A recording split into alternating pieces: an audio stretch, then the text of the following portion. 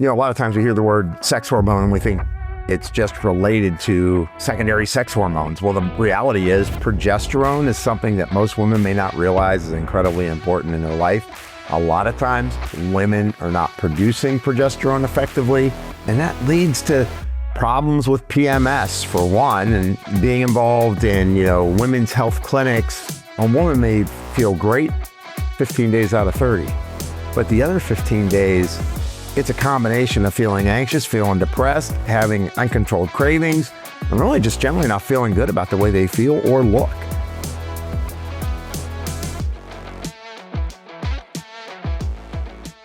Progesterone plays such an important role in everything from breast health to getting a good night's sleep, not feeling anxious, building bone density, but it's the other component that keeps estrogen signaling in balance.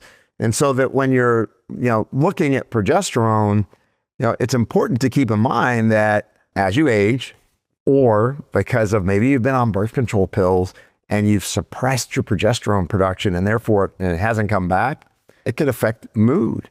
It can affect your sleep patterns. Probably one of the most underappreciated aspects of progesterone is the fact that it plays such an important role in bone health. And with osteoporosis being one of the big drivers of dysfunction and risk for women as they're aging, progesterone, I find it just be incredibly important. So the first step is to get a lab. Understand where your progesterone is, but not just where your progesterone is, because basically it changes throughout your cycle.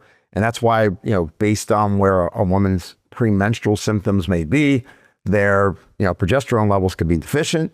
Obviously, it's pretty rare that in general they would, a woman would make too much progesterone. Certainly can occur, but you do have to watch if you're, being put on progesterone. If the levels do get too high, sometimes one will complain of weight gain. So that's why it's important, A, work with a provider who knows how to balance your hormones. B, look at those relationships between estrogen and progesterone. A lot of times, it's as simple as looking at the ratios between E1, estrone, E2, estradiol. You add those up. You look at where your progesterone level's at, typically between days 18 to 20 of your cycle, if you're still menstruating.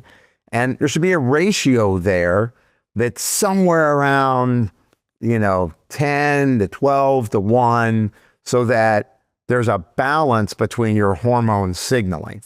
One of the biggest things that we find, I heard it over the years, sitting in cases with my docs, is that, half of the month, a woman may feel great 15 days out of 30, but the other 15 days, it's a combination of feeling anxious, feeling depressed, having uncontrolled cravings, and really just generally not feeling good about the way they feel or look.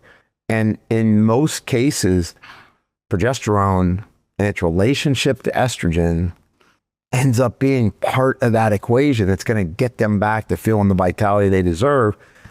But you got to test for it. The difference is in a lot of, still in practice, a lot of conventional therapy, there isn't as much emphasis on, replacing progesterone. And a lot of times when women are in menopause, all they do is give them estradiol, like an estradiol patch or a cream. And many times they're not being given that progesterone. And why that's important, progesterone's the signal that stops estrogen from proliferating tissues, right? So you're getting cell division, cell growth. Progesterone kind of helps to balance that so that the signals to the cells in terms of what estrogen is turning on, what progesterone's working to help balance that, doesn't happen if you're not getting appropriate progesterone replacement with your estradiol replacement.